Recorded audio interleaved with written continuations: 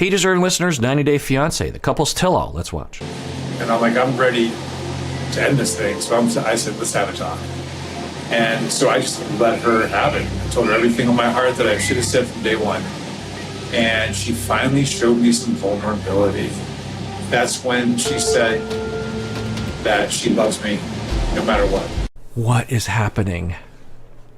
What is happening? Why is this so triggering to me? Like, I don't understand. You know what it is? I think I know why I've been triggered this whole time.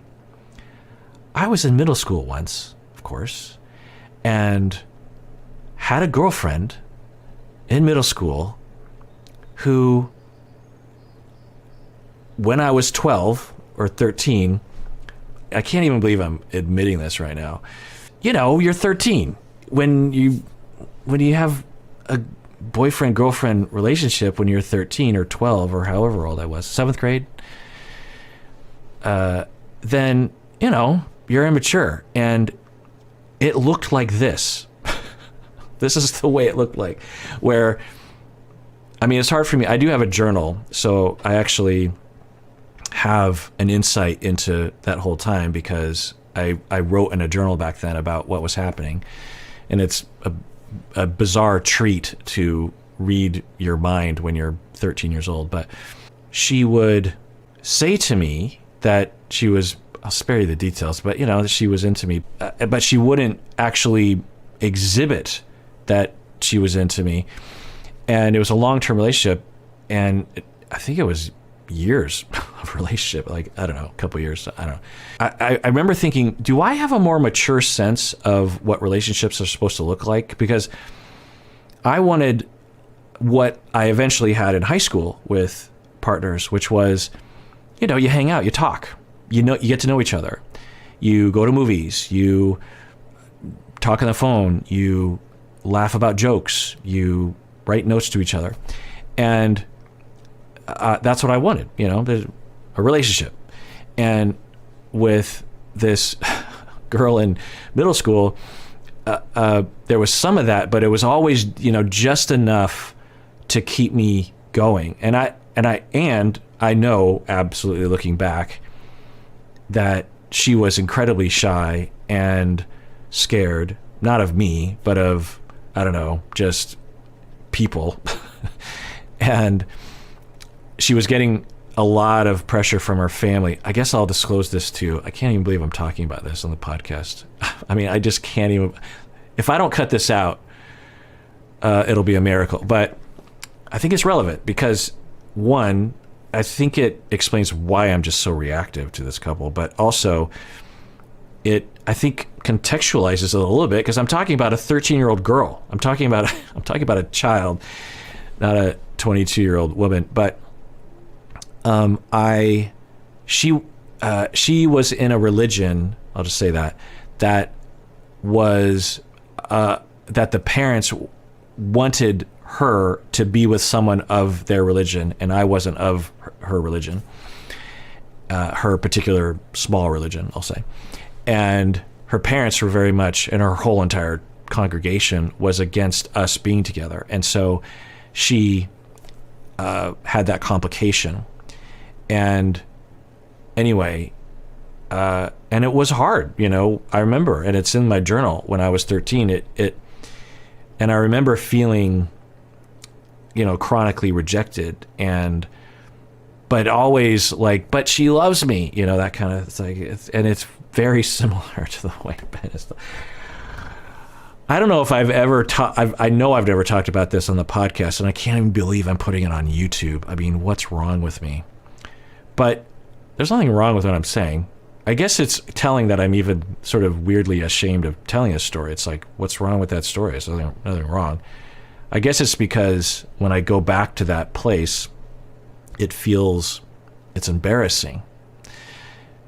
That's probably more why I'm reacting, not because I'm displacing onto my sort of feelings towards my girlfriend when I was 13 onto Mahogany. I'm actually, now that I think about it, it's probably 99% my mortification with myself at the age of 13 and I'm seeing myself in bed.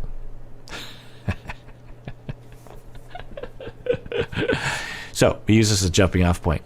I invite y'all to think about what couple makes you the most upset, who triggers you the most.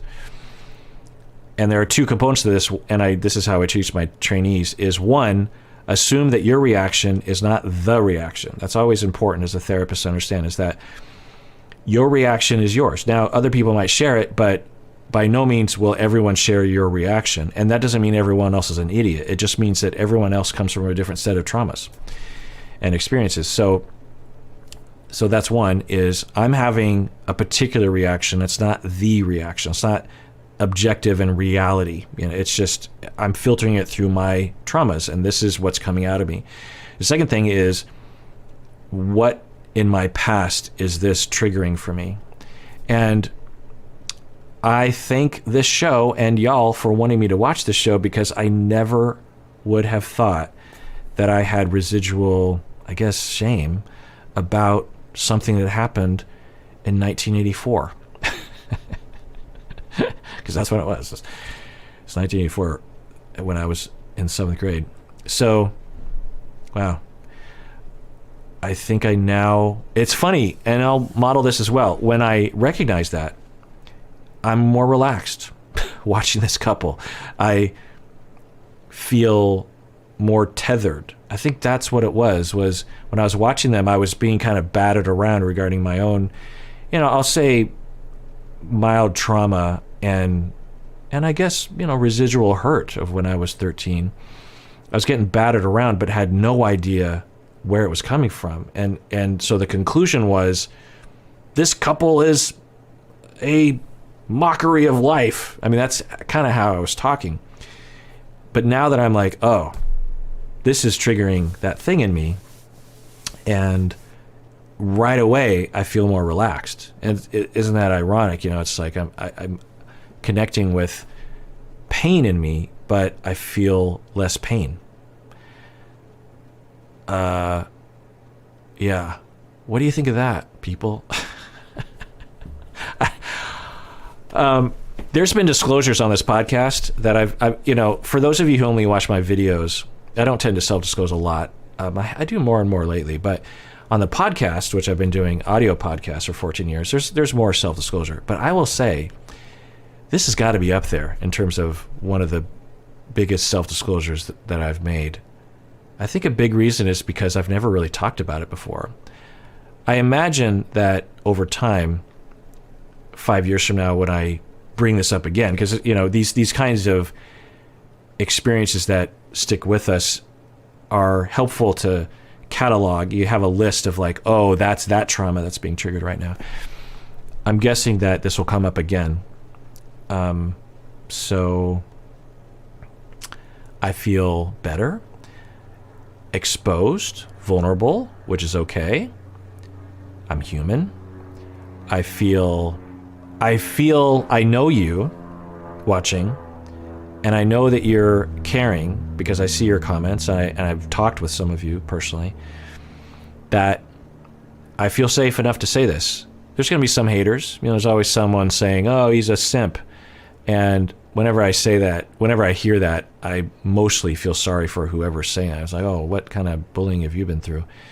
But the vast majority of y'all are very kind and have a lot of empathy, and I'm guessing you're feeling what I'm feeling, and I'm feeling what you're feeling, what I'm feeling. So that feels good. I'm still not sure that we're going to make it, but we both decided to give it another shot. So I'll let you know how it goes from here.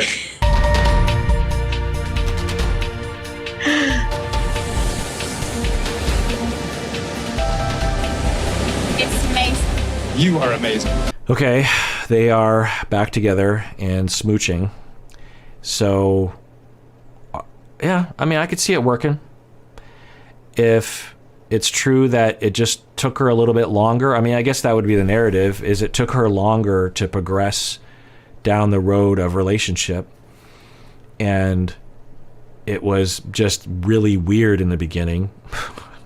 But eventually, she was on the road towards intimacy and closeness and wanting to be with him, but he went faster than what she wanted, and that resulted in the disconnect and her behavior. And the lying that she's committed is maybe explainable by, well, that was then. That was when I was not really thinking about you as a person I would ever meet. So maybe that's the topic sentence of their relationship. Me encanta tu ojos. Thank you. Predictions. All right, I'm about to make a prediction What's me that? that Mahogany and I, 1 year from now, will be back gosh. here in this park Yes. as husband and wife. Oh my gosh, baby. That's my Love prediction. You. We'll see what happens. Okay. All right. So there's just kind of an odd presentation from her. I mean, she's on camera. So I guess I hope for the two of them that her on-camera behavior is that she's just shy on camera. And I have had that hypothesis from the beginning when we would see that smile. I'm like, is that just nervousness because she's being filmed? And I hope for the two of them that that's the case, because then when the cameras aren't, rolling and he's not selfie videoing, she's more relaxed and more genuine and more consenting to the whole situation. So, okay. Who's clapping? Everybody, they love to see love. No, I'm not clapping. Can I tell you why I'm not clapping? When we were in the green room, you had so much to say about all of our different relationships, and I'm calling bull on this. Sorry. I feel like she is running game on you so bad. You go, girl. Sorry. Yeah, it's possible. I imagine that Ben would say to this that if you were being honest, I don't think he would be honest in front of Mahogany in this way because it would be insulting, but I think he would, if he were to really dig down deep, he would say, yeah, it's possible that she is scamming me. But the way that she makes me feel, I don't care. I want to, because he was saying that earlier, that even over the texting, prior to even meeting her, he would not go back and change anything because he loved how that felt. And I think he likes this feeling, and he makes her feel that way. And I don't know, but I imagine that he would even say, I don't care if she breaks up with me tomorrow. I don't care if, I care, but I don't care if she scams me. I know there's some truth, there's some genuineness to what she's doing, and it just feels great. So I could imagine him saying that. It's also possible that she's not scamming him. Or she was, and now she's not. I don't know. You know what I'm saying? Yeah, well, there's you probably... you had so much criticism for my relationship and for everybody on here. Yeah, we all... And yours is the worst one here. Ben, she letting you know before you arrived to Peru that she was not longer interested, and you kind of chasing her and knowing that she's so young. I don't know, but it gives me like pervert vibes. Yeah, I can see people having that. I think it's worthy of a conversation. The key feature is Mahogany old enough to consent and make her own choices? That's the key, because at least what we're seeing, she made a choice to invite him down. She made a choice to text with him in the beginning. She made a choice to kiss him. She made a choice to be in a relationship with him. She made a choice to get engaged. Either they're officially engaged or at least informally engaged. She made all those choices. If she were 9 years old, we would say, we don't care if the 9-year-old made that choice. She's not old enough to know what those choices mean. Do we believe that Mahogany, being 22 years old, does not have the maturity or the know-how or the experience to make those choices in a mature way that understands the consequences? So you can answer that question for yourself. The other question that we want to ask is, does Mahogany feel coerced? And does she feel safe to deny the relationship? I guess you could answer that question. But just because it looks like a pervert or a predation situation because of the age difference, and there's a lot of hallmarks of pervert vibe, that he's a lot older. She comes across as very young, not only in the way she looks, but also her demeanor, in my opinion. The fact that on camera she was really just like, get this creep away from me. She had that look to her.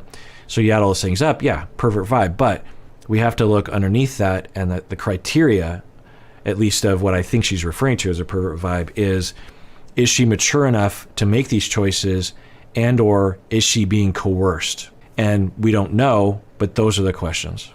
I'm sorry. I mean, I'm really confused. He say like, I come back to the country without cameras because I want to show you my love for you. And I would say, okay, but now I look and he is a liar. This is so sad. He never told me that he was film. Interesting. If true, yikes. So she's saying, wow, this is so interesting. I did not expect to get any kind of solid ground to stand on with Mahogany, but I think we're starting. I mean, one thing is we didn't really hear much from Mahogany, so it's good to just hear what she's saying. So she's saying that he offered to come down and show that he loved me, and I accepted, particularly because there weren't going to be cameras. So that kind of lends itself to that theory that it was the cameras that are freaking her out, which you could imagine, right? If you're anybody, it's to be like, cameras are here. Like, you might be so concerned with the cameras and the producers and like what's happening that you cannot engage with your heart or even the possibility of, do I even like this person? You're just like, get me out of here. So it sounds like she's saying that, and he offered to come back down, and I said yes, only if there's no cameras. We developed a relationship, maybe furthering what I originally started with him in the beginning, and he told me he was not going, or at least he implied that there wasn't going to be any publication of these videos that he was taking.